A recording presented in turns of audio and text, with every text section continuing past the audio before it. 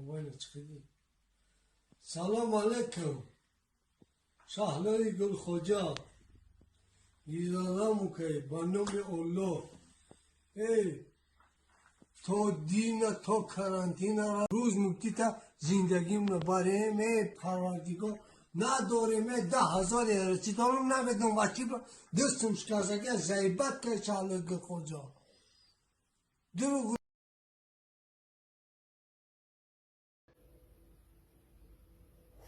با اجازت شما البته. خدا بخشد تو را شهلای ناکام. تو را مادر نمیگویم، چی گویم؟ تو حکم خواهری داری اگرچی. تو را خواهر نمیگویم، چی گویم؟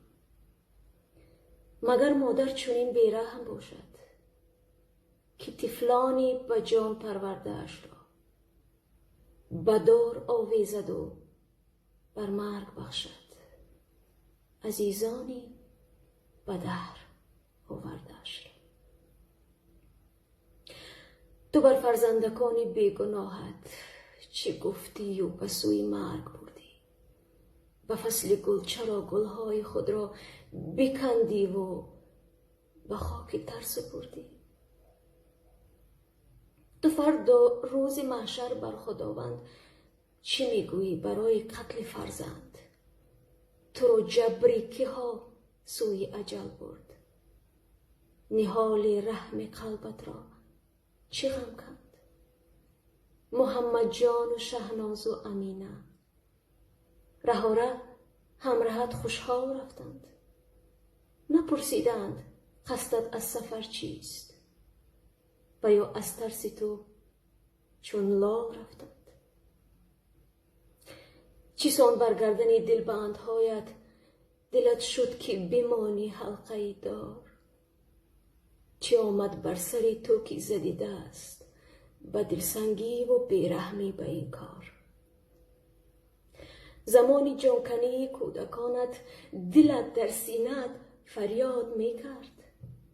محمد وقتی جان دادن چی ها گفت؟ نگاهش خواهشی امداد می کرد.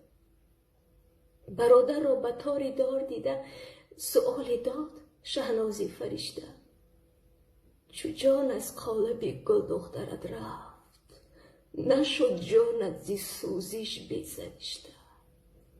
امینه نوری چشم قبلگاهش نکرد آب سنگ قلبت را به آهش.